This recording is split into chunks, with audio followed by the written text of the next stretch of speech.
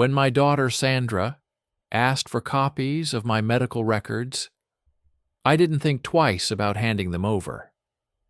After all, she was a trusted nurse, and I assumed she had my best interests at heart. But as the weeks passed and I began to notice discrepancies in my prescriptions and insurance claims, a sinking suspicion took hold.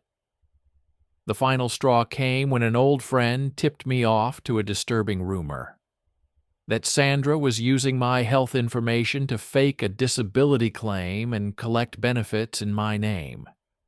Betrayal, disbelief, and a slow-burning rage consumed me. I knew I had to confront her, to expose the truth and reclaim my dignity, no matter the cost. Before we continue, please subscribe to the channel and let us know where you're listening from in the comments. The sun was just starting to peek through the blinds when I shuffled into the kitchen, my arthritic hands fumbling with the coffee pot. Mornings were always the hardest, the stiffness and pain a cruel reminder of the years catching up to me. But as I settled into my worn armchair, the steam from my mug fogging up my glasses, I felt a small sense of contentment. This was my routine, my anchor in a world that seemed to spin faster every day. I was just reaching for the remote when the phone rang, its shrill tone cutting through the morning quiet. I groaned, expecting another telemarketer or robocall, but the voice on the other end made me pause. "Roger? It's Bill, from the pharmacy on Main Street." The voice was thin and reedy, but I recognized it immediately. Bill Hansen had been filling my prescriptions for over a decade. "Bill, good to hear from you," I said, trying to keep the concern out of my voice. "Is everything all right?" There was a long pause, then a sigh.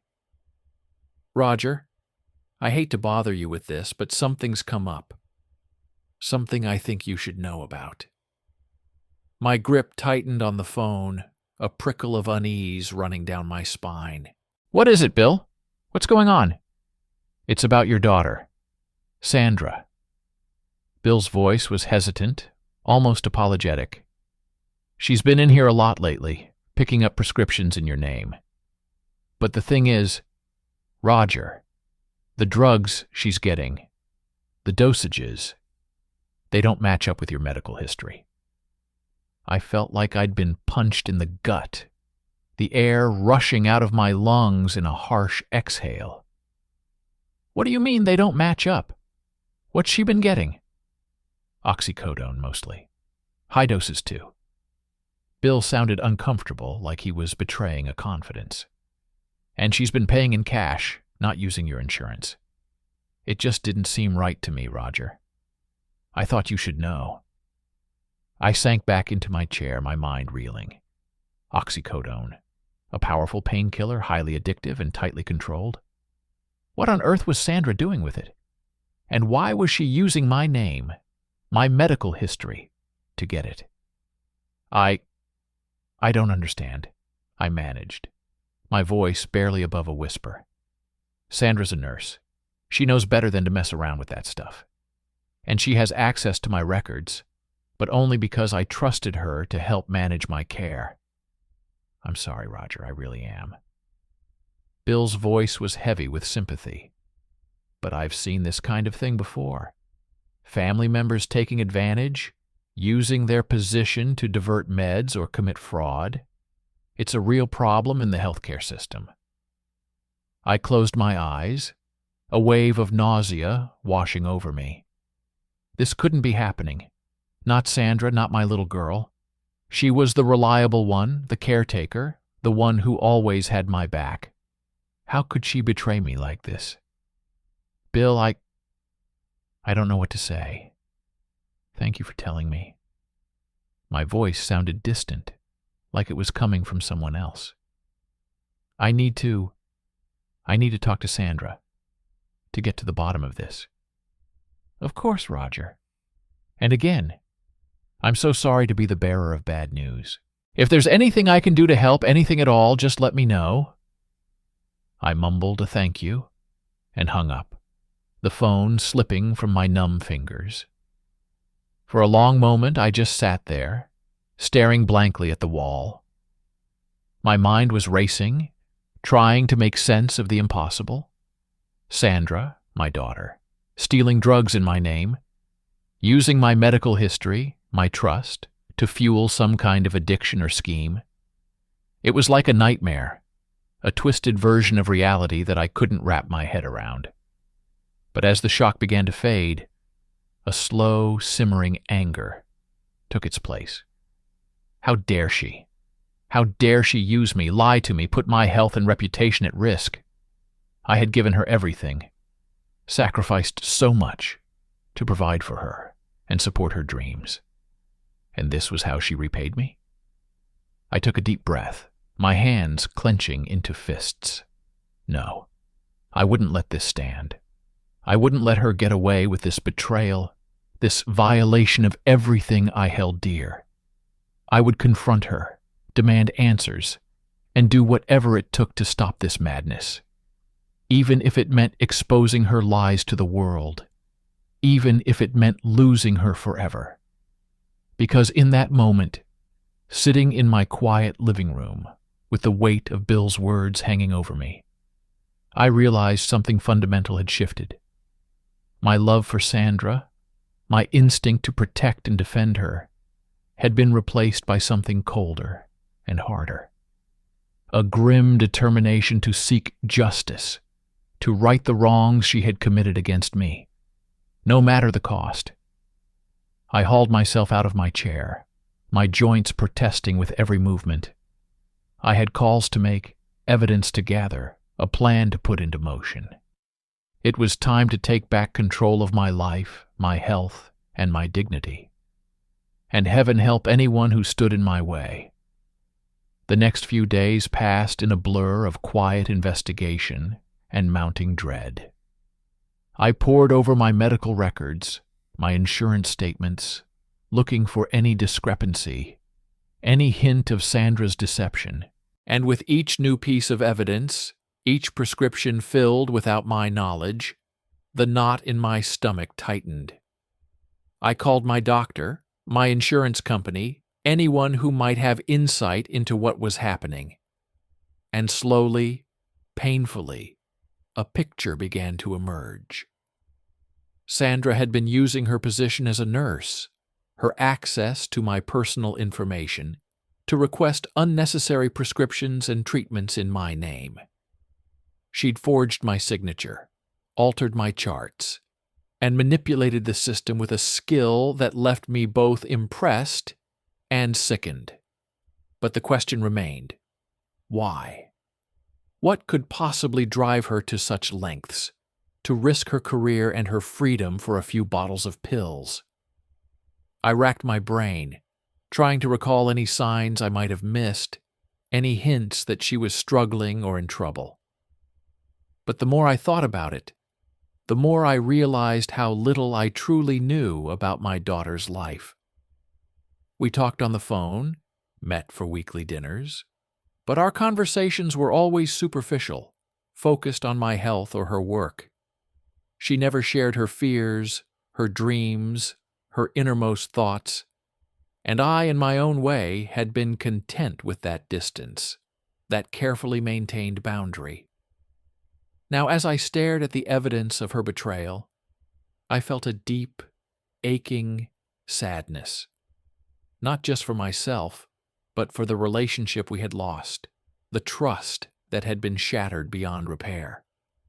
I knew I had to confront her, to demand answers and accountability, but a part of me hesitated, dreading the pain and ugliness that was sure to follow. She was still my daughter, my flesh and blood. Could I really bring myself to expose her, to destroy her life as she had tried to destroy mine? But then I remembered the promise I had made to myself, the vow to seek justice and protect my own integrity. I couldn't let sentiment cloud my judgment, couldn't let love blind me to the severity of her actions. And so, with a heavy heart and a sense of grim determination, I picked up the phone and dialed Sandra's number. It rang once, twice, 3 times before she answered, her voice bright and cheerful. "Dad, what a nice surprise. I was just thinking about you." I closed my eyes, steeling myself against the warmth in her tone. "Sandra, we need to talk." There was a pause, a hint of confusion. "Sure, Dad. Is everything okay? You sound upset." I took a deep breath, my grip tightening on the phone. "No, Sandra. Everything is not okay. I know what you've been doing. The prescriptions, the fraud, all of it." Silence. A sharp intake of breath. Then, a nervous laugh. "Dad, what are you talking about? I don't know what you mean." Anger flared in my chest, hot and bright. "Don't lie to me, Sandra. Don't you dare. I have proof records of everything you've been doing in my name. The oxycodone, the forged signatures. Did you really think I wouldn't find out?" "Dad, I can explain." Her voice was trembling now, the facade of innocence cracking. "It's not what you think." "Then what is it, Sandra? What possible explanation could you have for stealing drugs, for using my medical history to commit fraud?" She was crying now, her sobs echoing through the phone. "Dad, please, I'm sorry. I never meant to hurt you." But I was beyond apologies, beyond excuses. The betrayal cut too deep, the wound too raw. "You're sorry.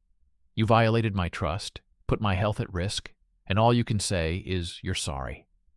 I took a deep breath, trying to calm the rage that threatened to consume me.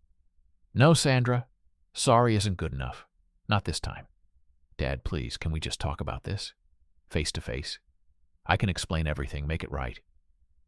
For a moment, I wavered. The pleading in her voice, the desperation, it tugged at my heart, my paternal instinct to comfort and protect. But then I thought of the lies, the deceit, and my resolve hardened. "No, Sandra. We're beyond talking. You've proven that I can't trust you, that your word means nothing." I heard her sharp gasp, the sound of shattering hope. "Then what do you want, Dad? What are you going to do?" I closed my eyes, the weight of my decision settling heavy on my shoulders. "I'm going to do what I have to, Sandra, to protect myself and to make sure you face the consequences of your actions." "What does that mean? Are you going to turn me in? Press charges?" I sighed, suddenly feeling very old and very tired. "I don't know yet, Sandra, but I do know that this ends now. No more lies, no more secrets. It's time for the truth to come out, whatever that means." She was quiet for a long moment, the only sound her ragged breathing. Then, in a small, broken voice, "I understand, Dad. I'll accept whatever you decide." "Good." I swallowed hard, the lump in my throat making it difficult to speak. "Goodbye, Sandra." I hung up before she could respond, before I could weaken in my resolve. My hands were shaking, my heart pounding a painful rhythm against my ribs. It was done. The confrontation I had been dreading, the line in the sand I couldn't uncross. My own daughter, exposed as a liar and a thief.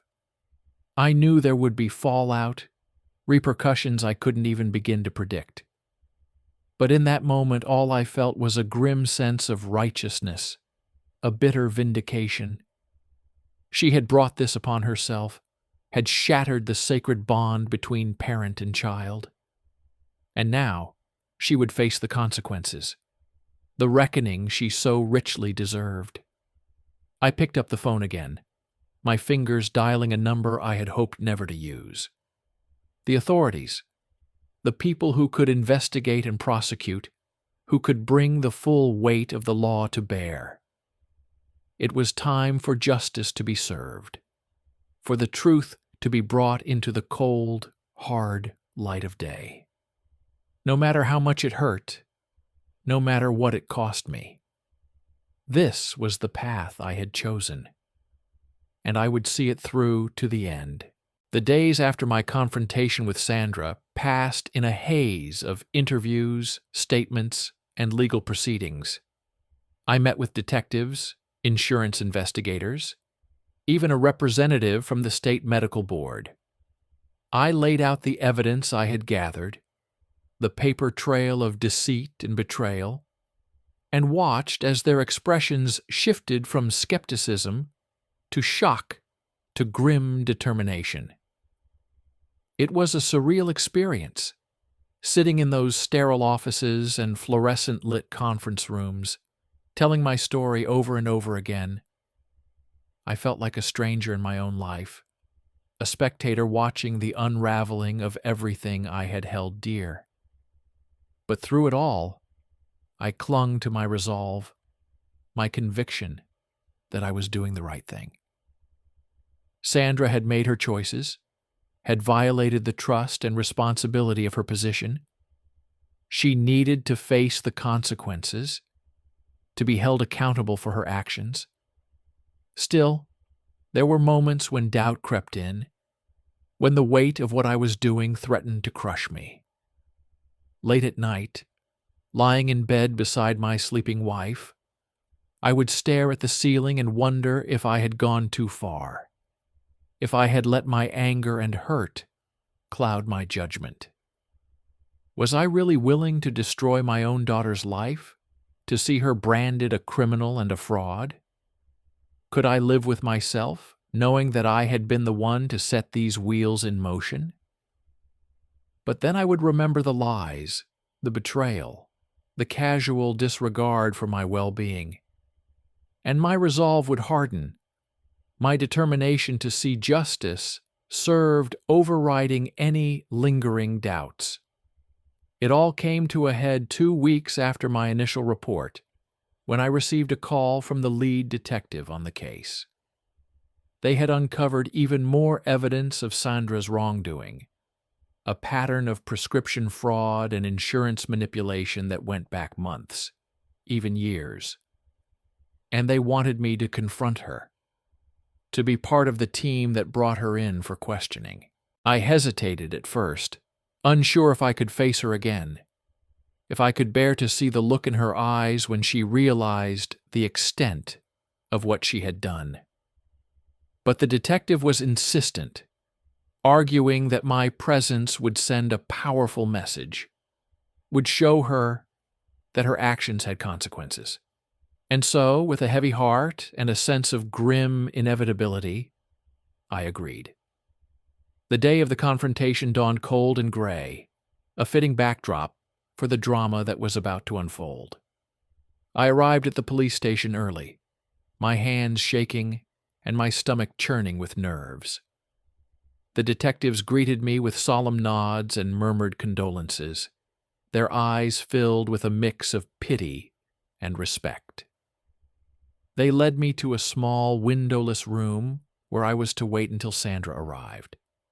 It seemed like an eternity, sitting in that cramped, stuffy space, my mind racing with 1,000 different scenarios. What would she say when she saw me? Would she break down and confess, beg for forgiveness? Or would she lash out, try to shift the blame and play the victim? I didn't have to wait long to find out. The door opened with a sudden burst of noise and activity, and then there she was, my daughter, her face pale and drawn, her eyes wide with fear and confusion. For a moment, we just stared at each other, the weight of the past hanging heavy between us. I saw the realization dawn in her eyes, the understanding of why she was here, of what I had done. And then, to my surprise, she burst into tears. "Dad," she sobbed, her voice raw and broken. "I'm so sorry. I never meant for it to go this far." I felt a flicker of sympathy, a tug at my heartstrings, but I pushed it down, steeling myself against her tears. "It's too late for apologies, Sandra. You've committed serious crimes, violated your oath as a nurse. There's no going back from that." She shook her head, her shoulders heaving with sobs. "I know, Dad. I know. But please, you have to understand." I was desperate. I didn't know what else to do. I frowned, a cold, hard knot forming in my stomach. "What do you mean, desperate? What could possibly justify stealing drugs, forging prescriptions?" She took a deep, shuddering breath, her eyes fixed on the ground. It's my husband, Dad. Mark. He's been out of work for months, ever since his accident. And the bills, the medical expenses, they just kept piling up. I felt a flicker of surprise, a sense of unease. I had never liked Mark, had always thought him a bit of a deadbeat. But I had no idea their financial situation was so dire. "I didn't know what else to do," Sandra continued, her voice small and broken. "We were drowning, Dad, and I thought if I could just get a little extra money just for a little while." She trailed off, her shoulders slumping in defeat. And despite my anger, my sense of betrayal, I felt a stirring of compassion. She was still my daughter, still the little girl I had held in my arms and promised to protect. But before I could speak, before I could offer any words of comfort or understanding, the detective stepped forward, his face hard and uncompromising. "Ms. Blake, I'm afraid your personal circumstances don't change the facts of the case. You've committed multiple felonies, endangered patients' lives, and violated the public trust. You'll need to come with us now." Sandra nodded, her eyes filling with fresh tears. She turned to me one last time, her gaze pleading and desperate. "Dad, I'm sorry for everything. Please, please forgive me." I swallowed hard, my throat tight with emotion. "I'm sorry too, Sandra. But actions have consequences. It's time to face yours." And with that, I turned and walked out of the room, my heart heavy and my mind reeling. I had done what I had set out to do, had exposed the truth and brought my daughter to justice. But as I stepped out into the cold gray daylight, I couldn't shake the feeling that I had lost something precious, something irreplaceable. And I knew that, no matter what happened next, my life would never be the same. The aftermath of Sandra's arrest was a whirlwind of legal proceedings, media scrutiny, and emotional turmoil. The story quickly made headlines, the local news latching onto the sensational tale of a trusted nurse brought down by her own father's investigation. I found myself thrust into the spotlight, hounded by reporters and curious onlookers wherever I went. Some hailed me as a hero, a brave whistleblower who had exposed corruption and fraud within the medical system. Others condemned me as a traitor, a heartless father who had sacrificed his own daughter for the sake of his principles. I tried to ignore the chatter, to focus on my own healing and the long road ahead. But it was impossible to escape the fallout, the ripple effects of my actions on everyone around me. My wife, Ellen, was devastated by the news, her heart broken by the betrayal of the daughter she had loved and raised. She stood by me, supported my decision to come forward, but I could see the toll it was taking on her, the lines of grief and stress etching deeper into her face with each passing day. My other children, too, were reeling from the shock and confusion. They had always looked up to their big sister, had seen her as a role model and a source of strength. Now, they struggled to reconcile the person they had known with the criminal she had become. And then there was Sandra herself, the eye of the storm, the catalyst for all the chaos and heartbreak. She had been released on bail, pending trial, but the conditions of her release were strict and unforgiving. She was barred from practicing nursing, from having any contact with patients or medical facilities. She was required to attend court-mandated counseling, to submit to random drug tests and check-ins with her probation officer. I watched from a distance as she struggled to put the pieces of her life back together, to find some semblance of normalcy in the wake of her downfall. Mark had left her, unable or unwilling to stand by her side in her darkest hour. She had lost her job, her reputation, her sense of purpose and identity. And yet, through it all, I couldn't bring myself to reach out to her, to offer comfort or support. The wound was still too raw, the betrayal too deep. Every time I thought of what she had done, of the lies and the deceit and the utter disregard for my well-being, I felt a fresh wave of anger and hurt wash over me. But as the weeks turned into months and the legal case against Sandra slowly ground forward, I began to feel a creeping sense of unease, a nagging doubt that I couldn't quite shake. Was I doing the right thing, pursuing this course of action to its bitter end? Was my thirst for justice, for accountability, blinding me to the larger picture, to the human cost of my crusade?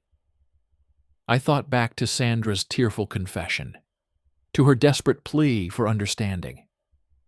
She had been wrong, there was no denying that. But was she truly a hardened criminal, a remorseless predator? Or was she just a desperate woman, pushed to the brink by circumstances beyond her control? The more I grappled with these questions, the more uncertain I became. And then, one day, a chance encounter changed everything. I was at the pharmacy, picking up a prescription for Ellen, when I overheard a conversation between two women in line ahead of me. They were discussing Sandra's case, clucking their tongues in disapproval and speculating about her motives. I heard she was stealing the drugs to sell on the street, one of them said, her voice dripping with scorn. Probably to support some kind of habit. No, I heard it was to pay for plastic surgery, the other replied, her tone equally snide. Vanity, pure and simple. I felt a hot flush of anger rise in my cheeks, my hands clenching into fists at my sides. How dare they speak of my daughter that way, with such casual cruelty and ignorance? But before I could speak up, before I could defend Sandra's honor, a third voice chimed in. It was the pharmacist, a kind-faced woman in her 50s, who had always greeted me with a warm smile and a friendly word. You're both wrong, she said, quietly, her gaze fixed on the computer screen in front of her. I know Sandra Blake. I've worked with her for years, and I can tell you, she's one of the most compassionate, dedicated nurses I've ever met. The two women fell silent, their faces flushing with embarrassment. The pharmacist continued, her voice steady and clear. She made a mistake, a terrible mistake, but she did it out of love, out of a desperate desire to help her family. And now, she's paying the price, losing everything she's worked so hard for. She looked up then, her eyes meeting mine across the counter. I just hope that, in the end, justice is tempered with mercy, that we can find it in our hearts to forgive, to understand. Her words hit me like a thunderbolt, a blinding flash of clarity in the midst of my confusion and doubt. She was right, I realized. Sandra had made a mistake, a grave and serious one. But she was not a monster, not a lost cause. She was my daughter, my flesh and blood, and she needed me now more than ever. I thanked the pharmacist, my voice choked with emotion, and hurried out of the store. I had a phone call to make, a bridge to start rebuilding. It was time to find my way back to compassion, to understanding, to be the father Sandra needed, the father I had always tried to be. No matter how hard the road ahead might be, no matter how much work it might take, for her sake, for all our sakes, I had to try. The phone call to Sandra was one of the hardest things I've ever had to do. My hand shook as I dialed her number, my heart pounding a painful rhythm against my ribs. I didn't know what I would say, how I could possibly bridge the chasm that had opened up between us. But when she answered, her voice small and hesitant, all my carefully rehearsed words flew out of my head. All I could think about was the little girl she had once been, the bright-eyed, curious child who had looked up at me with such love and trust. "Sandra," I said, my voice quirking with emotion. "It's Dad." There was a long pause, a sharp intake of breath. "Dad, I didn't expect to hear from you." I closed my eyes, swallowing hard against the lump in my throat. "I know, sweetheart, and I'm sorry for that. I'm sorry for a lot of things." "What do you mean?" Her voice was wary, guarded. I took a deep breath, gathering my courage. "I mean, I've been thinking a lot about what happened, about everything that's led us to this point. And I've realized that I haven't been fair to you, haven't tried to understand your side of things." "Dad?" She sounded confused, unsure. "Please, just let me say this." I cut her off gently. "I was so angry when I found out what you'd done, so hurt and betrayed, and I let that anger drive me, let it cloud my judgment and harden my heart." I paused, gathering my thoughts. "But I see now that I was wrong, that I should have tried harder to listen, to understand. You're my daughter, Sandra, and no matter what mistakes you've made, no matter what challenges we face, that will never change." I heard her suck in a sharp breath, a muffled sob. "I'm so sorry, Dad. I never meant to hurt you, to put you through all of this. I know, sweetheart. I know." I felt my own tears welling up, blurring my vision. "And I'm sorry, too, for not being there for you when you needed me most, for letting my pride and my principles get in the way of my love for you." We both fell silent then, the weight of the moment hanging heavy between us. There was so much still to say, so many wounds still to heal all. But for the first time in longer than I could remember, I felt a flicker of hope, a sense that maybe, just maybe, we could find our way back to each other. "Sandra," I said softly, breaking the silence. "I know things are hard right now, that you're facing some really tough challenges. But I want you to know that I'm here for you, that I'll stand by you no matter what." She let out a shuddering breath, her voice thick with tears. "Thank you, Dad. That means more to me than you could ever know." We talked for a long time after that, catching up on all the little details of our lives that we had missed in the chaos and heartbreak of the past few months. Sandra told me about her court-mandated counseling, about the work she was doing to try to make amends and rebuild her life.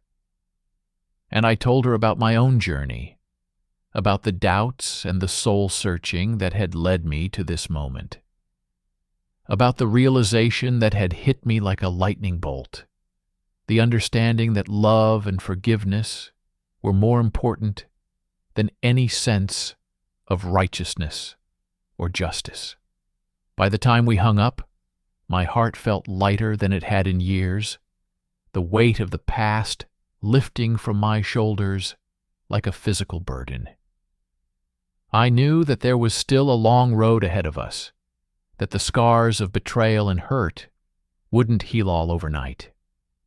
But I also knew that we had taken the first step, had opened the door to a new chapter in our relationship. One based on honesty, on empathy, on the unshakable bond of family.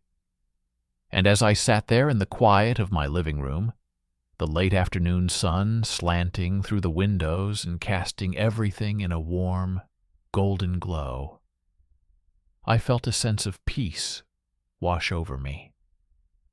A sense that, no matter what the future held, we would face it together. Over the next few weeks and months, Sandra and I worked hard to rebuild our relationship, to find a new way forward in the wake of so much pain and turmoil.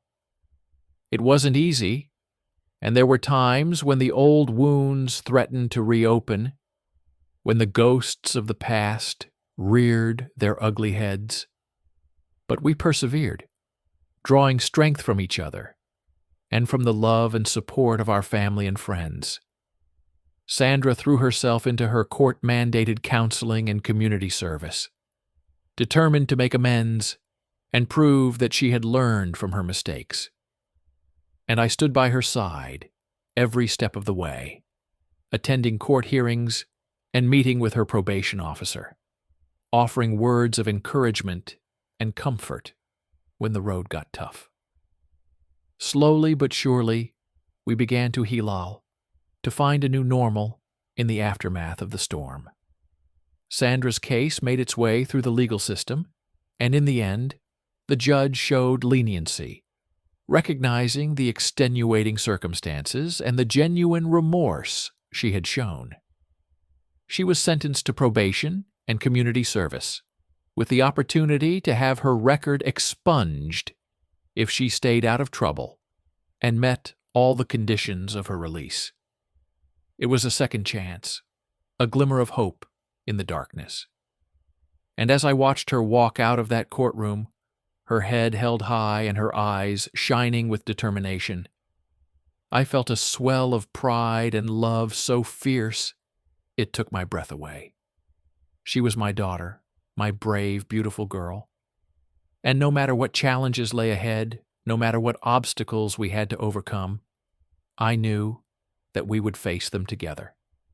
As a family, as a team, as a testament to the power of forgiveness and the unbreakable bonds of love. It's been 5 years since the day I confronted Sandra about her prescription fraud. 5 years since our world was turned upside down by the shock and heartbreak of betrayal. So much has changed in that time. So much has been lost and found and rebuilt from the ashes. Our family has weathered storms that would have broken lesser bonds, has emerged stronger and more united than ever before.